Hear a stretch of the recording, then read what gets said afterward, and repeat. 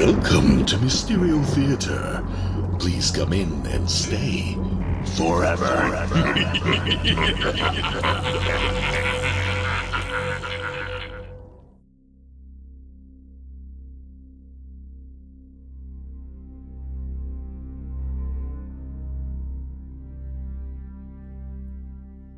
The Telltale Heart by Edgar Allan Poe.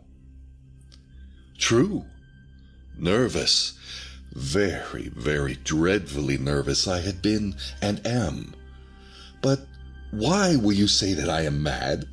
The disease had sharpened my senses, not destroyed, not dulled them. Above all was the sense of my hearing, acute. I heard all things in the heaven and in the earth. I heard many things in hell. How then am I mad? Hearken and observe how healthily, how calmly I can tell you the whole story. It is impossible to say how first the idea entered my brain, but once conceived it haunted me by day and night.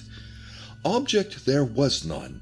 Passion there was none. I loved the old man. He had never wronged me. He had never given me insult. For his gold I had no desire. I think it was his eye. Yes, it was this.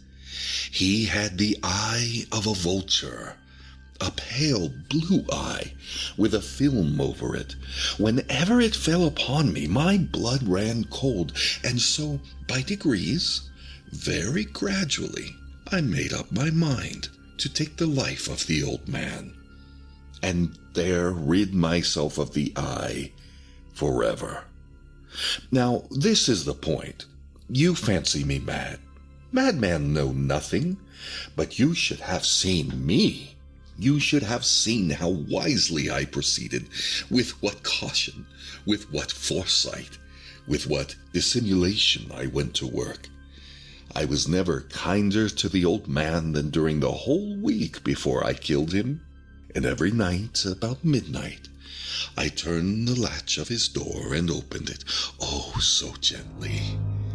And then, when I had made an opening sufficient for my head, I put in a dark lantern, all closed, so that no light shone out, and then I thrust in my head. Oh, you would have laughed to see how cunningly I thrust it in.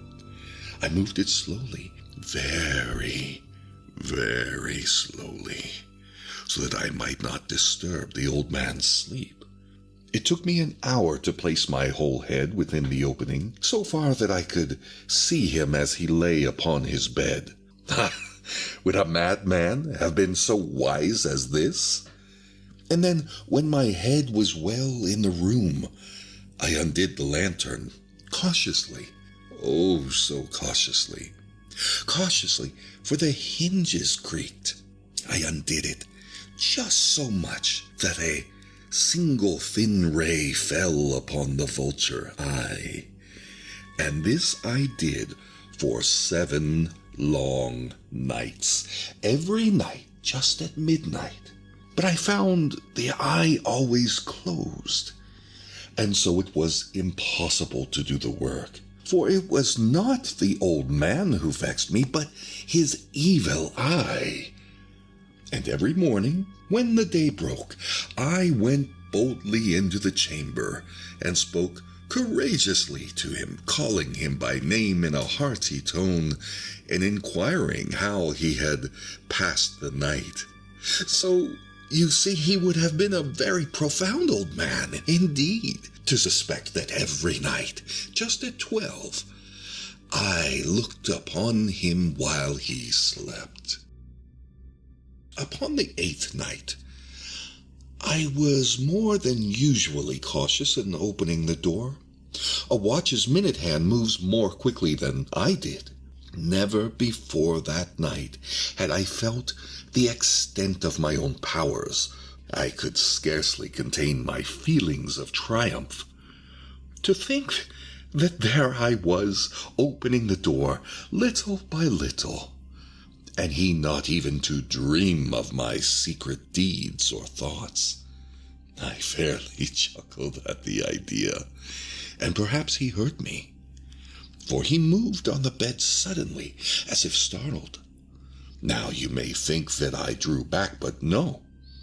His room was as black as pitch, with the thick darkness, for the shutters were closed, fastened, through fear of robbers, and so I knew that he could not see the opening of the door, and I kept pushing on it, steadily, steadily. I had my head in, and was about to open the lantern when my thumb slipped upon the tin fastening, and the old man sprang up in bed, crying out, "Who's there?" I kept quite still and said nothing. For a whole hour I did not move a muscle, and in the meantime I did not hear him lie down. He was still sitting up in the bed, listening, just as I have done night after night, hearkening to the death watches in the wall. Presently I heard a slight groan, and I knew it was the groan of mortal terror. It was not a groan of pain or of grief. Oh, no. It was the low, stifled sound that arises from the bottom of the soul when overcharged with awe. I knew the sound well. Many a night, just at midnight, when all the world slept, it has welled up from my own bosom, deepening with its dreadful echo the terrors that distracted me. I say I knew it well. I knew what the old man felt, and pitied him, although I chuckled at heart.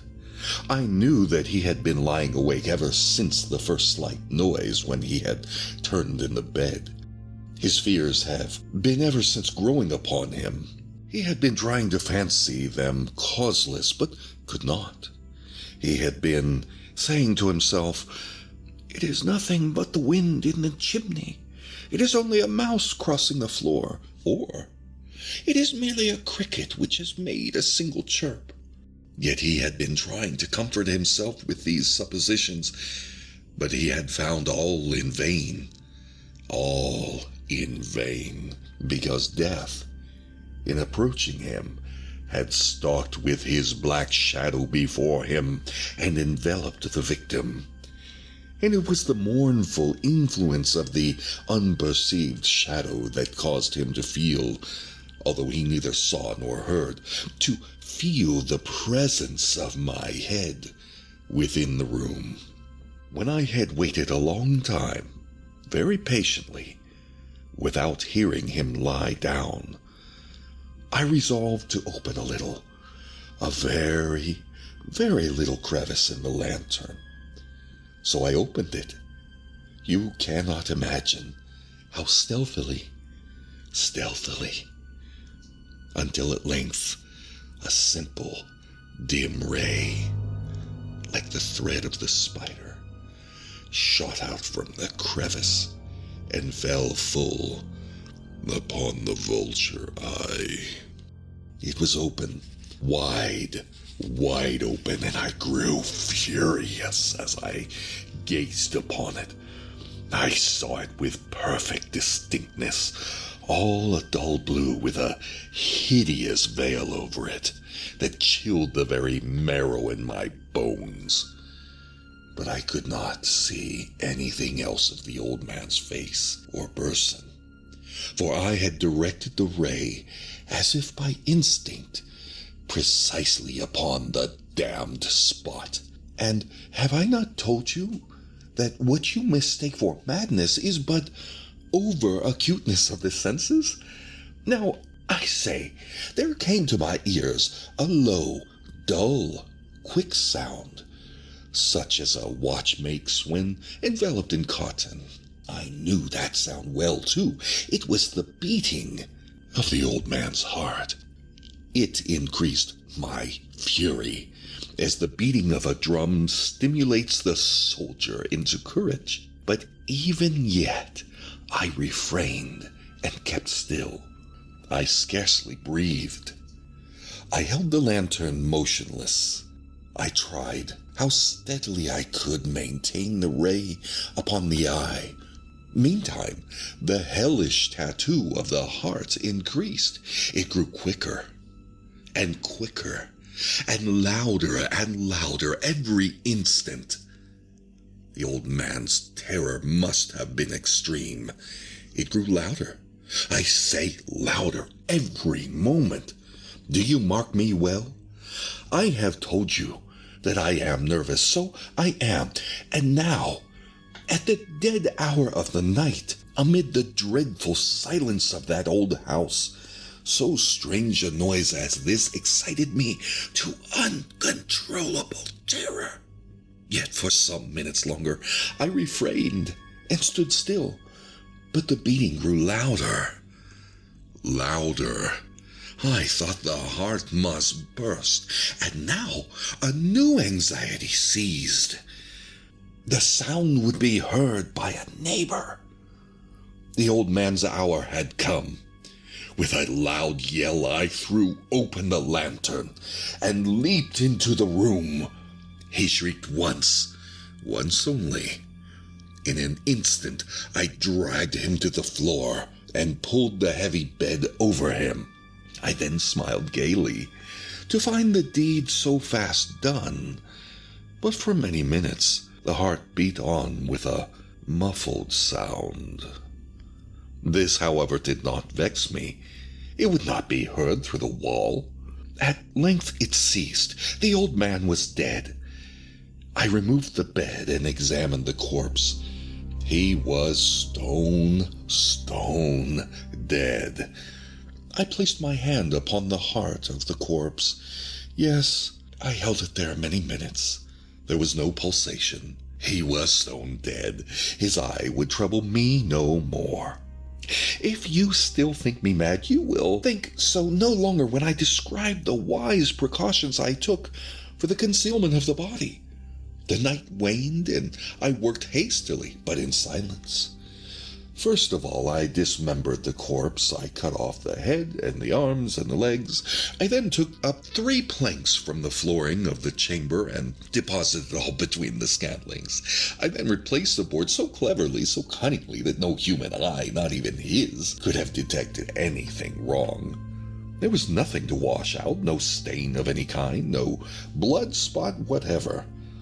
I have been too wary for that. A tub caught all. When I had made an end of these labors, it was 4 o'clock and still as midnight. As the bell sounded the hour, there came a knocking at the street door. I went down to open it with a light heart, for what had I now to fear? There entered 3 men, who introduced themselves with perfect suavity as officers of the police. A shriek had been heard by a neighbor during the night. Suspicion of foul play had been aroused. Information had been lodged at the police office, and they, the officers, had been deputed to search the premises. I smiled. For what had I to fear? I bade the gentleman welcome. The shriek, I said, was my own in a dream. The old man I mentioned was absent in the country. I took my visitors all over the house. I bade them search well. I led them at length to his chamber. I showed them his treasures, secure, undisturbed. In the enthusiasm of my confidence, I brought chairs into the room and desired them here to rest from their fatigues, while I myself, in the wild audacity of my perfect triumph, placed my own seat upon the very spot beneath which reposed the corpse of the victim. The officers were satisfied. My manner had convinced them. I was singularly at ease. They sat, and while I answered cheerily, they chatted of familiar things. But ere long I felt myself getting pale and wished them gone. My head ached, and I fancied a ringing in my ears, but they still sat. They still chatted. The ringing became more distinct. It continued and gained definiteness until at length I found that the noise was not within my ears. No doubt I now grew very pale, but I talked more fluently and with a heightened voice. Yet the sound increased, and what could I do? There was a low, dull, quick sound, such a sound as a watch makes when, enveloped in cotton, I gasped for breath. And yet the officers heard it not. I talked more quickly, more vehemently, but the noise steadily increased. I arose and argued about trifles in a high key with violent gesticulations, but the noise steadily increased. Why would they not be gone? I paced the floor to and fro with heavy strides, as if excited to fury by the observations of the men, but the noise steadily increased. Oh, God, what could I do? I foamed, I raved, I swore.